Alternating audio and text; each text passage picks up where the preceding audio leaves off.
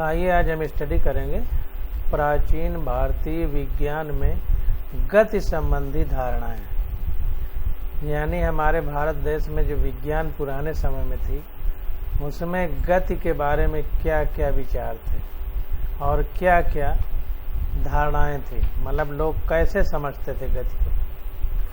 तो प्राचीन भारतीय विचारकों ने भी गति संबंधी धारणाओं की एक विस्तृत प्रणाली विकसित कर ली थी। बल जो गति का कारण है भिन्न प्रकार का माना गया। सतत दाब के कारण बल, जिसे नोदन कहा गया, जैसे जल यात्रा करते पाल यानों पर लगने वाला पवन का बल। संघट्ट यानी अभिघात, जिसको अंग्रेजी में कोलिजन कहते हैं, आपस में टकराना, जैसे दो गोली आपस में टकरा जाएं, खेलने वाली गोली, जो कुंभकार द्वारा चाक को धड़ से घुमाने पर लगता है, उसको संघट्ट या अभिघात कहा गया। सरल रैखिक गति यानी वेग के लिए अथवा प्राय प्रत्यास्थ पिंडों में आकृति के प्रत्यानयन की दीर्घ स्थायी प्रवृत्ति, या इसी को संस्कार कहा गया। तो प्रत्यास्थ और अप्रत्यास्थ। प्रत्यास्थ का मतलब, तो प्रत्यास्थ को अंग्रेजी में इलास्टिक बोलते हैं। इलास्टिक का मतलब ऐसा पिंड जो इतना कठोर हो कि आपस में दो पिंड टकराएं तो ऊर्जा का नाश ना हो और वो आपस में चिपके ना। अब जैसे गीली मिट्टी की दो गोलियां ले ली जाएं, उनको आपस में टकरा जाए तो वो आकार भी बदल जाएगा और आपस में चिपक भी जाएंगे, तो इसे अप्रत्यास्थ पिंड बोलेंगे। तो वही कह रहा है कि सरल रैखिक गति यानी वेग के लिए अथवा प्रत्यास्थ पिंडों में आकृति के प्रत्यानयन की दीर्घ स्थायी प्रवृत्ति, यानी उनके आकृति में कोई परिवर्तन नहीं होता। प्रत्यानयन का मतलब कि परिवर्तन नहीं होता, दीर्घ स्थायी प्रवृत्ति होती है, मतलब बहुत लंबे समय तक उनकी आकृति में कोई परिवर्तन नहीं होता। डोरी, छड़ आदि के संचालित बल, जो डोरी और छड़ आदि में जो संचालित बल हैं, गति के वैशेषिका सिद्धांत में वेगों की संकल्पना कदाचित जड़त्व की संकल्पना के समीपस्थ है। तो कोई वैशेषिका सिद्धांत है जो हमारे प्राचीन वैज्ञानिकों ने, भारत के वैज्ञानिकों ने दिया था, तो उसमें कह रहा है कि गति के वैशेषिका सिद्धांत में वेगों की संकल्पना कदाचित जड़त्व की संकल्पना के समीपस्थ। तो जो जड़त्व का नियम बताया अभी किताब में, तो इससे मिलता जुलता था वैशेषिका सिद्धांत। वेग सरल रेखा में चलने की प्रवृत्ति का विरोध संपर्क में आने वाली वस्तुओं, जिनमें वायुमंडल भी शामिल है, के द्वारा होता है, ऐसा माना गया है। तो इसमें ऐसा माना गया है पुस्तकों में जो भारतीय विज्ञान की हैं, पुरानी प्राचीन, उनमें जो हवा है, हवा की चाल भी किसी वस्तु के वेग में परिवर्तन लाती है, ऐसा माना गया है। यह घर्षण तथा वायु प्रतिरोध के विचार के समान विचार है। तो घर्षण जो फ्रिक्शन और एयर फ्रिक्शन है, जो उसी के हिसाब से कहा जा सकता है, उनका यह अनुमान सही था कि पिंडों की विभिन्न प्रकार की गतियां स्थानांतरी, घूर्णी तथा कंपन।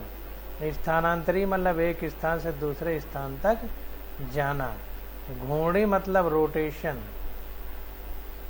घूमना, जैसे पृथ्वी सूर्य के चारों ओर चक्कर लगाती, तथा कंपन यानी वाइब्रेशन, जैसे किसी लोहे की छड़ को मार दिया जाता है तो कंपन करती है, जैसे सितारा में आवाज होती है जरा सा उसके सितार के तार को छू लेने पर, तो कंपन के कारण होती है। इस प्रकार तो उस पिंड के अवयवी कणों की केवल स्थानांतरी गति के कारण ही उत्पन्न होती है।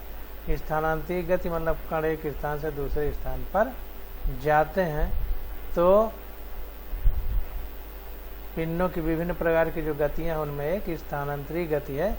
तो कह रहा है कि जो घर्षण और वायु का प्रतिरोध है ये उस पिंड के कणों की स्थानांतरित गति के कारण ही उत्पन्न होती है।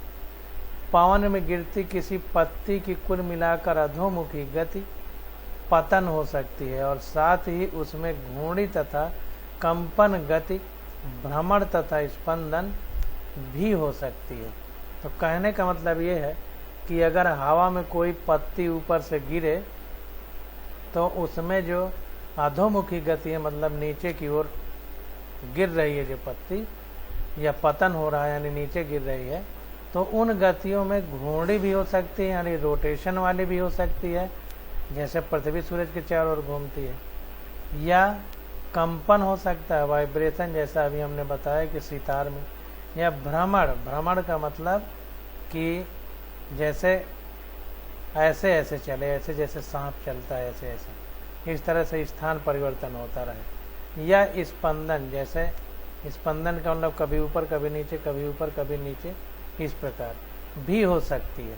परंतु किसी क्षण उस पत्ती के प्रत्येक कण में केवल एक निश्चित लघु यानी विस्थापन होता है। गति की माप तथा लंबाई एवं समय के मात्रकों के विषय में भारतीय चिंतन में यथेष्ट बल दिया गया। तो कह रहा है कि गति की माप तथा लंबाई एवं समय के मात्रकों के विषय में भारतीय चिंतन में यथेष्ट बल दिया गया, मतलब ज्यादा जोर दिया गया।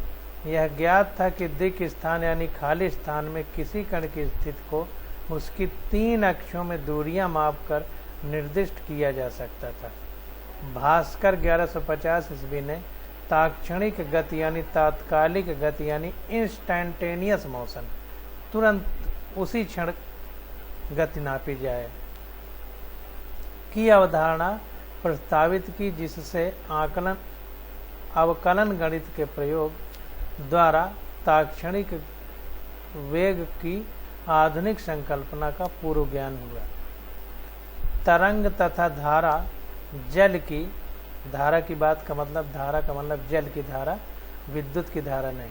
तो वही कह रहा है कि तरंग तथा धारा यानी जल में जो तरंग उत्पन्न होती है और उसकी जो धारा है के बीच अंतर को भली भांति समझा जा चुका था।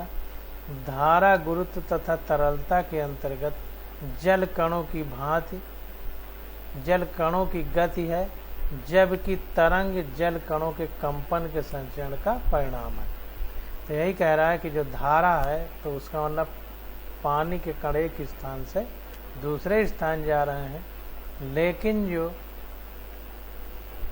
कंपन है, इस कंपन के कारण पानी में तरंग उत्पन्न होती है। जैसे तालाब में पत्थर मारो तो तरंग उत्पन्न होती है, तो पानी तो तालाब में ही रहता है, यानी पानी अपनी जगह रहता है, बस ऊपर नीचे होने लगता है, तो इसे कंपन कहेंगे या तरंग कहेंगे। जबकि जो स्थानांतरण गति है वो जो है, जिसको धारा कहेंगे पानी की, उसमें पानी का कण एक जगह से दूसरी जगह जाने लगता है। आइए अब गैलीलियो साइंटिस्ट के बारे में थोड़ा पढ़ लेते हैं। गैलीलियो गैलीली, इनका जीवन 1564 से 1642 ईस्वी के बीच रहा। इटली के पीसा नगर शहर में 1564 ईस्वी में जन्मे गैलीली लगभग 4 शताब्दी पूर्व यूरोप में हुई वैज्ञानिक क्रांति के सूत्रधार थे। इन्होंने त्वरण की संकल्पना दी। त्वरण के बारे में बताया था गैलीलियो ने। पिंडों की अनंत समतलों पर गति यानी जो ऐसे झुके हुए तल हैं उनमें गति अथवा मुक्त रूप से गिरते पिंडों की गतियों के प्रयोगों द्वारा उन्होंने अरस्तु की धारणा की किसी पिंड को गतिमान रखने के लिए किसी बल की आवश्यकता होती है तथा भारी पिंड हल्के पिंडों की तुलना में गुरुत्व बल के प्रभाव में तीव्रतर गति से गिरता है का खंडन किया। तो अरस्तु की जो कुछ गलत बातें थी, जो भ्रम उनके अंदर पैदा हो गया था, उसका खंडन किया। इस प्रकार उन्होंने जड़त्व के नियम की खोज की, जो आइजैक न्यूटन के युगांतरीय कार्य का आरंभ बिंदु था।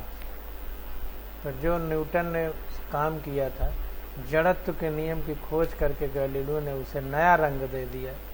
गैलीलियो के खगोलिकी के क्षेत्र में आविष्कार भी उतने ही क्रांतिकारी थे। यानी खगोल विज्ञान के क्षेत्र में, यानी जो अंतराकाशीय पिंड हैं उनकी जानकारी के बारे में गैलीलियो ने बहुत सारी चीज़ें खोज की और क्रांतिकारी कदम था उनका। 1609 ईस्वी में उन्होंने अपना दूरदर्शी, जिसकी खोज पहले हॉलैंड में हुई थी, स्वयं बनाया तथा उसका उपयोग उन्होंने अपने कई चौंकाने वाले प्रेक्षणों, चंद्रमा के पृष्ठ पर पर्वत तथा गर्त, सूर्य पर काले धब्बे, बृहस्पति के उपग्रह तथा सूर्य शुक्र की कलाओं के लिए किया।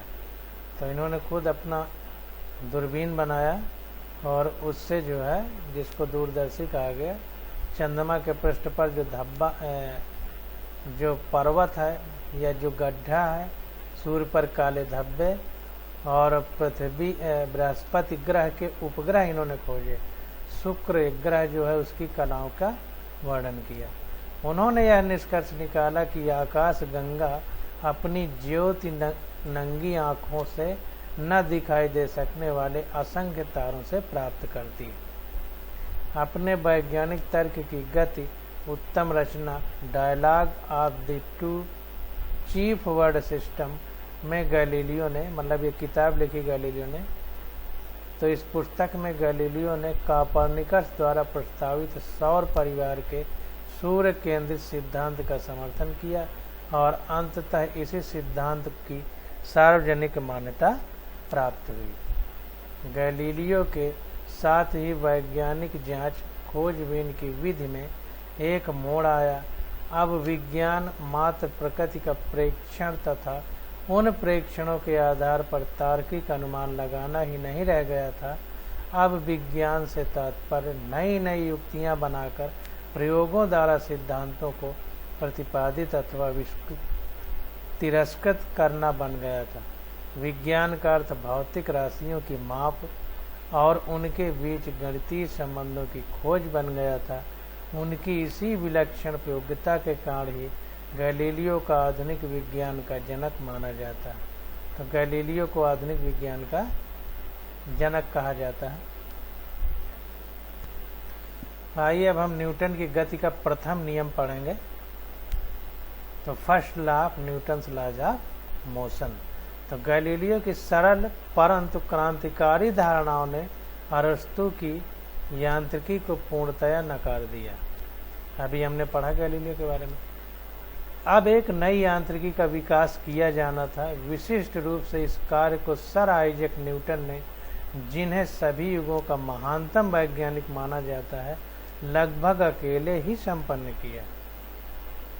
न्यूटन ने गैलीलियो की धारणाओं के आधार पर गति के 3 नियमों को उनके नाम से जाने जाते हैं के रूप में एक यांत्रिकी की आधारशिला रखी। गैलीलियो का जड़त्व का नियम। देखिए यहाँ से फिर पढ़िए कि न्यूटन ने गैलीलियो की धारणाओं के आधार पर गति के 3 नियमों, जो उनके नाम से जाने जाते हैं, के रूप में एक यांत्रिकी की आधारशिला रखी। गैलीलियो का जड़त्व का नियम उसका आरंभ बिंदु था, जिसका न्यूटन ने गति के प्रथम नियम के रूप में संरूपण किया। तो जो जड़त्व का नियम है वही न्यूटन की गति का प्रथम नियम है। जिसका क्या मतलब है? उसका मतलब है कि प्रत्येक पिंड तब तक अपनी विराम अवस्था अथवा सरल रेखा में एक समान गति की अवस्था में रहता है जब तक कोई बाह्य बल उसे अन्यथा व्यवहार करने के लिए विवश नहीं करता। तो एक समान गति बता रहा है, या तो विराम अवस्था में रहेगा या एक समान गति। सिर्फ गति नहीं कह सकते, एक समान वर्ड लगाना जरूरी है। अगर गति एक समान नहीं होगी तो इसका मतलब उसमें बल लग रहा है।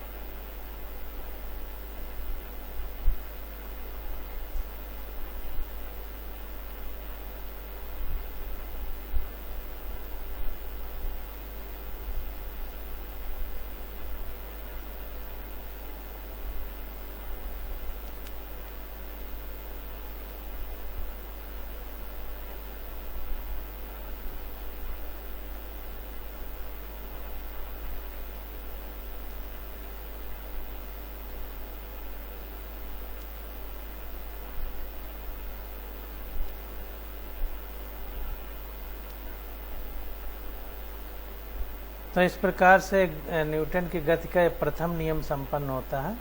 अब आगे देखते हैं। अब देखिए, प्रथम नियम में ही कह रहा है कि नेट बल लगना आवश्यक है। नेट बल लगना आवश्यक है। किसी पिंड को एक समान गति में बनाए रखने के लिए हमें घर्षण बल को निष्फल करने के लिए एक बाह्य बल लगाने की आवश्यकता होती है, ताकि पिंड पर लगे दोनों बाह्य बलों का नेट बाह्य बल शून्य हो जाए। तो ध्यान दीजिए, अभी कह रहा है एक समान गति हो रही है तो कोई बाह्य बल नहीं लगता। अब यहाँ कह रहा है कि नेट बल लगना आवश्यक है। तो नेट बल का मतलब समझिए, अगर कोई वस्तु एक समान गति में है और अगर कोई बल उसका विरोध कर रहा है, जैसे पृथ्वी पर मान लीजिए कोई गाड़ी चल रही है, तो पहियों और पृथ्वी के बीच घर्षण बल है, तो अगर कोई बल नहीं लगेगा तो भी वो एक समान नहीं चल सकती। एक समान तभी चलेगी जब इतना बल लगाया जाए कि उस घर्षण बल और जो लगाए गए बल को अगर नेट बल निकाला जाए तो जीरो आ जाए। यानी घर्षण बल अगर पीछे की ओर लग रहा है तो उतना ही बल उस वस्तु में आगे की ओर लगाया जाए, तो पीछे और आगे यानी दिशाएं अलग हैं, तो अगर सदिश योग किया जाएगा तो जीरो आएगा। तो वही कह रहा है कि नेट बल लगना आवश्यक है। किसी पिंड को एक समान गति में बनाए रखने के लिए हमें घर्षण बल को निष्फल करने के लिए एक बाह्य बल लगाने की आवश्यकता होती है, ताकि पिंड पर लगे दोनों बाह्य बलों का नेट बल बाह्य बल शून्य हो जाए। तो देखिए, अगर एक समान गति बनाए रखना है तो नेट बल बाह्य बल शून्य हो जाए, इतना बल लगना आवश्यक होता है।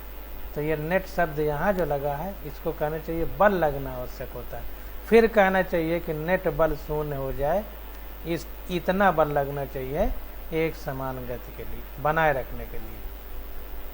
सारांश में यदि नेट बाह्य बल शून्य है, अब देखिए वही कह रहा है कि नेट बाह्य बल शून्य है, तो सारांश में यदि नेट बाह्य बल शून्य है तो विराम अवस्था में रह रहा पिंड विराम अवस्था में ही रहता है और गतिशील पिंड निरंतर एक समान वेग से गतिशील रहता है। एक समान वस्तु के इस गुण को जड़त्व कहते हैं। जड़त्व से तात्पर्य है परिवर्तन के प्रति प्रतिरोध।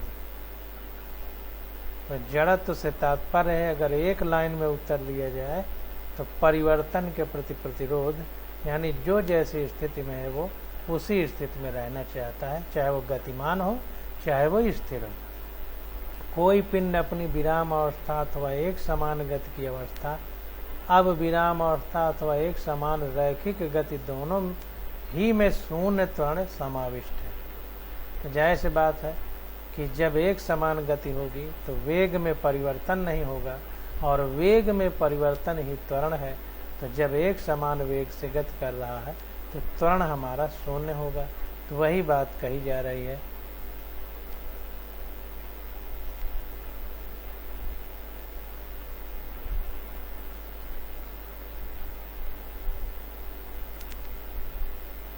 अतः गति के प्रथम नियम को सरल शब्दों में इस प्रकार भी व्यक्त किया जा सकता है। यदि किसी पिंड पर लगने वाला नेट बाह्य बल शून्य है तो उसका त्वरण शून्य होता है।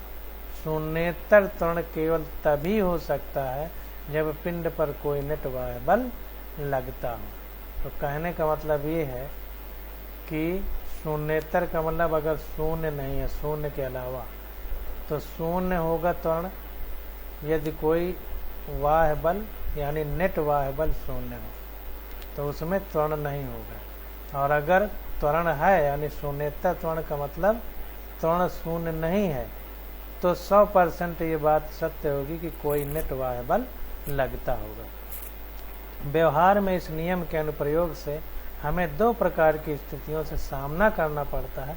कुछ उदाहरणों में तो हम यह जानते हैं कि वस्तु पर नेट बाह्य बल शून्य होता है, उसमें हम यह निष्कर्ष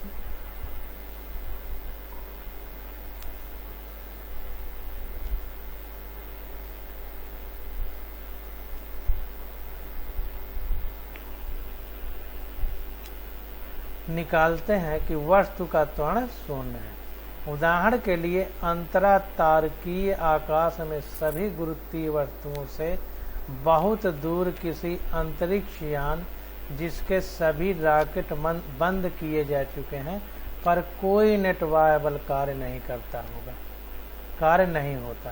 कहने का मतलब यह है कि पृथ्वी से अगर हम कोई रॉकेट छोड़ दें और पृथ्वी के गुरुत्वाकर्षण बल से बाहर निकल के अंतराकाश में चला जाए और किसी पिंड का गुरुत्वाकर्षण बल उस पर काम ना करे तो जाहिर सी बात है कि वो एक समान वेग से लगातार चलेगा, यानी वेग में परिवर्तन नहीं होगा। तो जब वेग में परिवर्तन नहीं होगा तो उस पर कोई नेट वायबल कार्य नहीं करेगा। गति के प्रथम नियम के अनुसार इसका त्वरण शून्य होना चाहिए। यदि यह गति में है तो इसे एक समान वेग से गतिशील रहना चाहिए। तो जाहिर सी बात है कि इसको रोकने के लिए भी बल नहीं लग रहा। तो अगर एक समान गति से चल रहा है तो ये हमेशा एक समान गति से चलता रहेगा। तथापि बहुधा हमें आरंभ में सभी बलों का ज्ञान नहीं होता। उस अवस्था में यदि हमें यह ज्ञात हो कि कोई वस्तु अत्वरित है, यानी त्वरण उसमें नहीं है, अर्थात वह वस्तु या तो विराम अवस्था में है अथवा एक समान रैखिक गति में है, यानी अत्वरित है मतलब उसमें त्वरण नहीं है, तो या तो विराम अवस्था में होगी या एक समान रूप से गति कर रही होगी, तब हम गति के प्रथम नियम के आधार पर यह निष्कर्ष निकाल सकते हैं कि उस वस्तु पर नेट वायबल शून्य होना चाहिए। यही सी बात है कि एक समान गति कर रही है, त्वरण नहीं है, तो उस पर नेट वायबल शून्य होना चाहिए। गुरुत्व हर स्थान पर है, गुरुत्वाकर्षण बल जो है उसकी बात कर रहा है, तो वही कह रहा है कि गुरुत्व हर स्थान पर है, विशेष रूप से पार्थिव परिघटनाओं में, यानी जो पृथ्वी पर हो रहे हैं। पृथ्वी पर स्थित सभी वस्तुएं पृथ्वी के गुरुत्वाकर्षण का अनुभव करती हैं। साथ ही गतिशील वस्तुएं सदैव ही घर्षण बल, श्यानकर्षण आदि का अनुभव करती हैं। घर्षण मतलब कोई ठोस है, इस मेज पर जैसे घर्षण का अनुभव करेगी। पानी में अगर कोई वस्तु चल रही है तो वो श्यान बल का अनुभव करेगी। तब यदि पृथ्वी पर स्थित कोई वस्तु विराम अवस्था अथवा एक समान रैखिक गति में हो, तब ऐसा होने का कारण यह नहीं है कि उस पर कोई बल कार्यरत नहीं है, वरन उस पर कार्यरत विभिन्न बाह्य बल एक दूसरे को निरस्त करके सभी बलों के योग को शून्य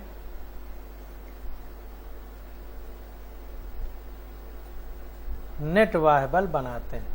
तो कहने का मतलब यह है कि पृथ्वी में गुरुत्व बल काम कर रहा है, तो उस समय अगर कोई वस्तु एक समान गति से चल रही है पृथ्वी पर, तो इसका मतलब ये नहीं कि उस पर कोई बाह्य बल नहीं लग रहा है, उस पर नेट बाह्य बल शून्य है, ये कह सकते हैं। यानी जो घर्षण लग रहा है उसके विरोध में हम बल लगा रहे हैं, तो एक दूसरे के अपोजिट हैं, तो उनका वेक्टर सम यानी जोड़ेंगे तो जीरो आ जाएगा। तो वही कह रहा है कि पृथ्वी पे बात करें तो नेट बाह्य बल शून्य होगा, ना कि बाह्य बल शून्य होगा। अब मेज पर विराम अवस्था में रखी एक पुस्तक पर विचार करते हैं। चित्र 5.21।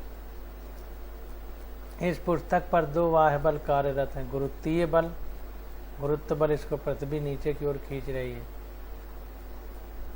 गुरुत्वीय बल अर्थात पुस्तक का भार W नीचे की दिशा में कार्यरत है, तथा मेज द्वारा पुस्तक पर ऊपर की दिशा में अभिलंब बल R कार्यरत है। क्रिया प्रतिक्रिया का नियम, मेज पर ये दाब बल लगा रही है पुस्तक, तो इसके विरोध में मेज भी इस पर बल लगाएगी। तो पृथ्वी के आकर्षण के कारण गुरुत्व बल नीचे लग रहा है, तो इस मेज की प्रतिक्रिया के कारण इस पर बल ऊपर की ओर लग रहा है, जिसको अभिलंब बल R कहेंगे। तो R स्वयं समायोजित होने वाला बल है।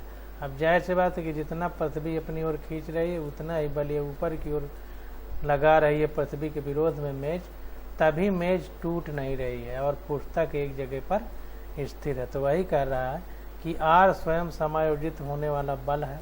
यह ऊपर वर्णित दूसरी प्रकार की स्थिति का उदाहरण है। यह ऊपर वर्णित दूसरी प्रकार की स्थिति का उदाहरण है। कौन सा उदाहरण, इसको देख लेते हैं। बलों के बारे में तो पूर्ण ज्ञान नहीं है, परंतु गति की अवस्था ज्ञात है। हम पुस्तक को विराम की स्थिति में देखते हैं, अतः गति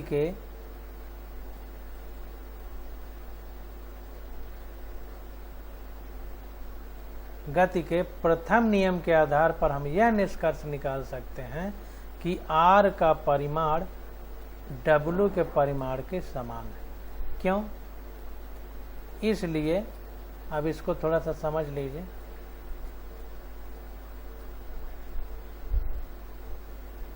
इस पर देखिए नीचे की ओर 90 डिग्री के कोण पर mg यानी इसका भार काम करेगा, जहां पर g गुरुत्वीय त्वरण है, और इस पर ऊपर की ओर इसी के 90 डिग्री, इसी से मतलब समांतर ये प्रतिक्रिया काम करेगी मेज की।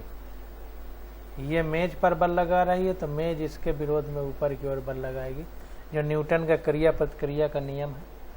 तो ये दोनों जब बराबर होंगे तभी एक जगह स्थिर रहेगी।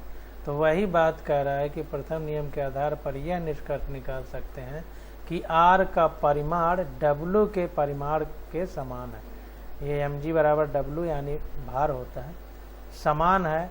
हमारा प्रायः इस प्रकथन से समागम होता है, चूंकि W बराबर R बल एक दूसरे को निरस्त करते हैं, इसीलिए पुस्तक विराम की स्थिति में ये एक दूसरे को कैंसिल कर दे रहे हैं। जैसे अगर हम इसकी बात करें, मान लीजिए आगे की ओर गाड़ी चल रही है तो इस पर पीछे की ओर घर्षण बल काम करेगा, जिसको स्मॉल f से लिखते हैं। तो इतना ही बल पेट्रोल के द्वारा इसको आगे ले जाने में लगेगा। तो अब यहाँ पर ये और ये एक दूसरे को निरस्त करेंगे तो ये एक समान गति से चलेगी। तो यहाँ पर एक जगह स्थिर है, यहाँ पर एक समान गति से चल रही है। बल तब भी लग रहा है, इसमें भी, बस नेट बल 0 है। जैसे इसमें नेट 0 है, इसमें ये आगे को है, ये पीछे को है, तो इसका भी नेट 0 है। अगर जोड़ा जाएगा तो जाहिर सी बात दिशा विपरीत है तो अपने आप घट जाएगा। तो वही कहने का मतलब है, यह विवेक के विपरीत है। यही ये देखिए कह रहा है यह विवेक के विपरीत है, यानी हमको समझ में उतना अच्छे से नहीं आएगा। सही कथन यह होना चाहिए कि चूंकि पुस्तक विराम में दिखाई दे रही है, गति के प्रथम नियम के अनुसार इस पर नेट बाह्य बल शून्य होना चाहिए। तो कहने का मतलब ये है कि अगर पुस्तक विराम में है तो इस पर नेट बाह्य बल शून्य होना चाहिए। इसका तात्पर्य है कि अभिलंब R पुस्तक के भार W के समान तथा विपरीत होना चाहिए। तो देखिए समान है mg के और विपरीत है इसका। अब देखिए आगे हम लोग समझते हैं। अब एक कार की बात पढ़ते हैं।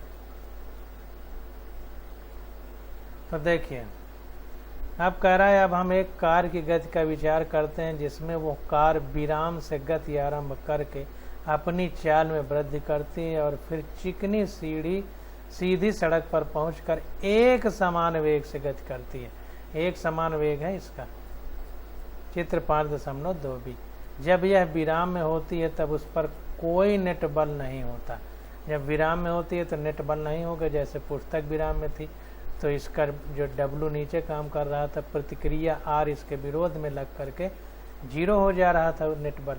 इसी प्रकार ये आगे को बढ़ रही तो इसमें घर्षण बल इसके टायरों में पीछे की ओर लग रहा है, तो उतना ही पेट्रोल द्वारा बल ऊपर आगे की ओर लग रहा है तो आगे की ओर बढ़ रही है, और उतना ही बल घर्षण द्वारा पीछे की ओर लग रहा है तो नेट बल इसमें भी 0 हो जा रहा है। इसलिए यह एक समान गति से चल रही है। तो यही कह रहा है कि जब यह विराम में होती है तब उस पर कोई नेट बल नहीं होता है। चाल में वृद्धि के समय इसमें त्वरण होता है। ध्यान दीजिए, जब 0 से वेग में परिवर्तन होगा, जैसे वृद्धि होगी तो धीरे धीरे 10 मीटर पर सेकंड, फिर 20 मीटर पर सेकंड, फिर 30 मीटर पर सेकंड, मान लो 50 मीटर पर सेकंड चलेगी। तो जब तक 50 में 10, 20, 30, 40 तो वेग में वृद्धि हो रही, तो इसका मतलब वेग में परिवर्तन हो रहा। तो वेग परिवर्तन की दर ही त्वरण है। तो तब तक त्वरण लगता है। जब ये एक समान वेग से हो जाती है तो वेग में परिवर्तन नहीं तो त्वरण नहीं, और F बराबर यमे होता है। जब A 0 है, त्वरण 0 है, तो F यानी बल भी 0 होगा। तो वही कह रहा है कि जब यह विराम में होती है तब इस पर कोई नेट बल नहीं होता। चाल में वृद्धि के समय इसमें त्वरण होता है। ऐसा नेट बाह्य बल के कारण होना चाहिए। चाल में वृद्धि के समय इसमें त्वरण होता है, ऐसा नेट बाह्य बल के कारण होना चाहिए। यानी नेट बाह्य बल कुछ है तभी त्वरण उत्पन्न हो रहा है, ये कहने का मतलब। ध्यान दें यह एक बाह्य बल ही होना चाहिए। कार के त्वरण के लिए किसी भी आंतरिक बल को उत्तरदायी नहीं माना जा सकता। इसका मतलब ये कोई बाहरी बल ही है, कोई अंदर का कार का स्वयं का बल जो है त्वरण के लिए उत्तरदायी नहीं होगा। ध्यान दीजिए।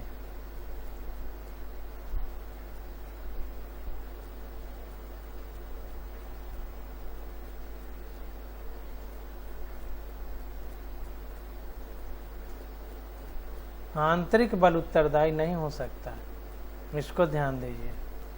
सुनने में यह अद्भुत लग सकता है परंतु यह सत्य है। सड़क के अनुदिश विचारणीय बल घर्षण बल ही है। जैसे ना देखिए कार और पृथ्वी के बीच जो घर्षण बल है उसके कारण ऐसा हो रहा है कि बाहरी बल लगा करके इसको एक समान गति में लाने के लिए हमें तेल खर्च करना पड़ रहा है। तो वही कह रहा है कि सड़क के अनुदिश विचारणीय बल घर्षण बल ही है।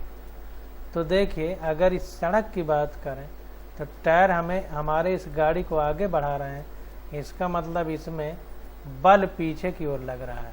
ध्यान दीजिए, यानी बल पीछे को ढकेल है। जैसे हम आगे बढ़ते हैं इसका मतलब पैर से ज़मीन को पीछे ढकेलते हैं। तो इसका मतलब अगर टायरों की बात करें तो इसमें बल पीछे की ओर लग रहा है, तभी ये गाड़ी आगे चल रही है। हमने अभी आगे की ओर बल बता दिया था तो गलत है, इसको ध्यान दीजिए।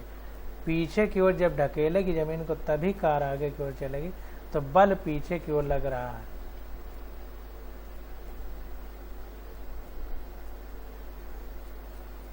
और इसके विरोध में घर्षण आगे की ओर लग रहा है, घर्षण बल इस तरह जो इस पीछे ढकेलने वाले बल का विरोध कर रहा है। इसको ध्यान दीजिए।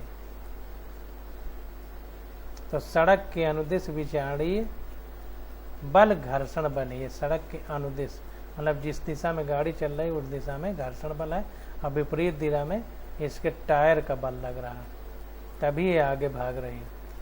सब बातों पर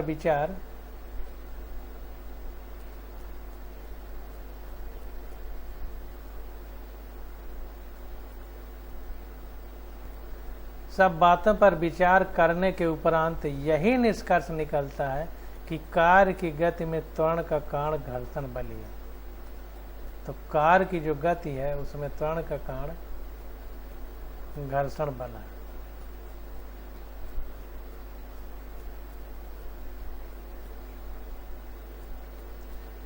अब देखिए बाहरी बल जो लग रहा है घर्षण बल, उसी वही त्वरण का कारण है।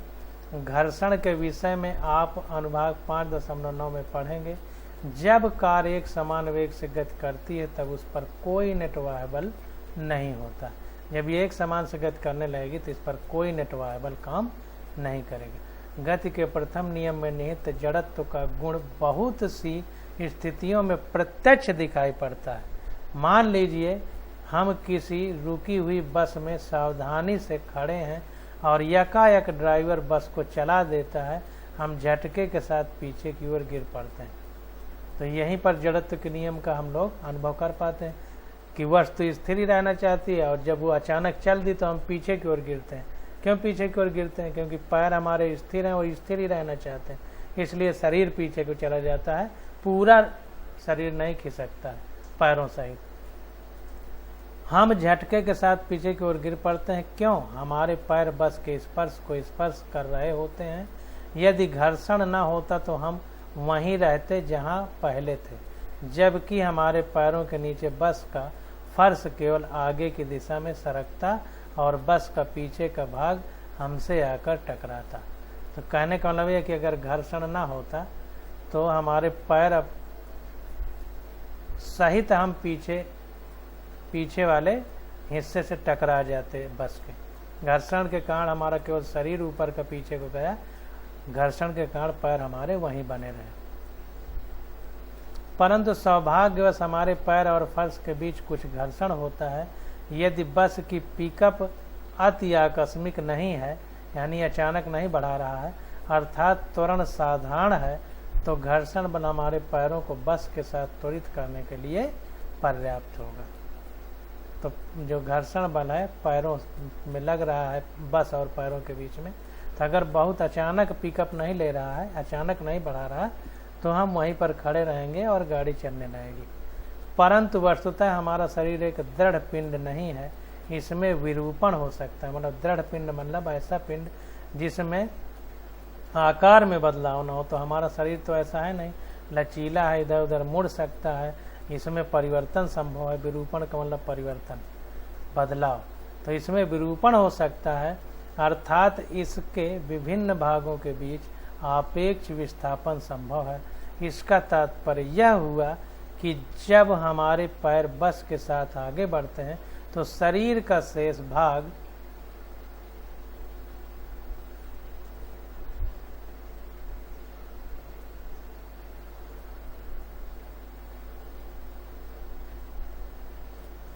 भाग जड़त्व के कारण वहीं रहता है, इसलिए बस के आपेक्ष हम पीछे की ओर फेंक दिए जाते हैं। जैसे ये घटना घटती है, शरीर के शेष भागों पर पेशीय बल पैरों के द्वारा कार्य करने लगते हैं, जो शरीर के शेष भागों को पैरों के साथ गति कराते हैं। इसी प्रकार की घटना तीव्र गति से चलती बस के एकाएक रुकने पर घटती। जैसे अचानक चलने पर, वैसे अचानक रुकने पर भी यही घटना होती है। तो हमारे पैर घर्षण के कारण रुक जाते हैं, क्योंकि घर्षण बल पैरों तथा बस के फर्श के बीच अपेक्षित गति नहीं होने देता। परंतु शरीर का शेष भाग जड़त्व के कारण, जड़त्व के कारण का मतलब गतिमान था, तो अब वो गतिमान रहना चाहता है। अब बस एकदम रुक गई तो वो थोड़ा रुकना चाहता है, गतिमान रहना चाहता है। इसीलिए बस जिधर चल रही होती है उधर को झुक जाता है। तो जड़त्व के कारण आगे की ओर गति करता रहता है, परिणाम स्वरूप हम आगे की ओर फेंक दिए जाते हैं। प्रत्यानयनी पेशीय बलों के कार्यरत होने के कारण शरीर विराम अवस्था में आ जाता है। प्रत्यानयन बल का मतलब जो इधर उधर, अभी जब हम पेंडुलम पढ़ेंगे सरल लोलक, तो उसमें ये प्रत्यानयन बल आएगा। तो प्रत्यानयनी बल का मतलब जैसे इधर को वस्तु जा रही तो उसको लौटा के वापस लाने वाला बल, उसको प्रत्यानयन बल कहेंगे। तो इस प्रकार से ये न्यूटन की गति का प्रथम नियम खत्म हुआ। अब आ जाता है न्यूटन की गति का द्वितीय नियम। तो आज बस यहीं तक। अब न्यूटन की गति का द्वितीय नियम हम लोग अगले लेक्चर में स्टडी करेंगे।